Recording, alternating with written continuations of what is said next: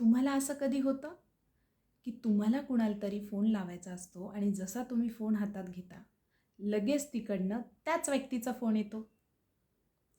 किंवा तुमच्या मनामध्ये कोणतं तरी गाणं गुणगुणायचं असतं आणि कुणीतरी ते गाणं गुणगुणायला लागतं आणि तुम्ही म्हणता, अरे मला हेच तर गाणं म्हणायचं होतं. किंवा सकाळी मी स्वयंपाक बनवत असते आणि लगेच माझी मुलगी मागून येऊन म्हणते, अगं आई, तू हे बनवते का? मी तुला हेच तर सांगणार होते.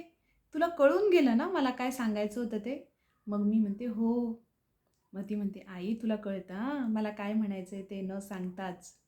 यालाच म्हणतात न्यूरल सिंक्रोनिसिटी.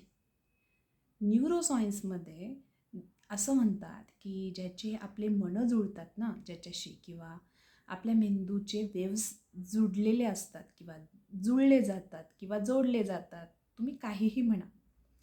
आपण म्हणतो ना की ह्या स्पेसिफिक व्यक्तीसोबत मला असं वेगळेच वाईब वाटतात, तिच्याशीच माझी वाईब जुळल्यासारखे वाटतात.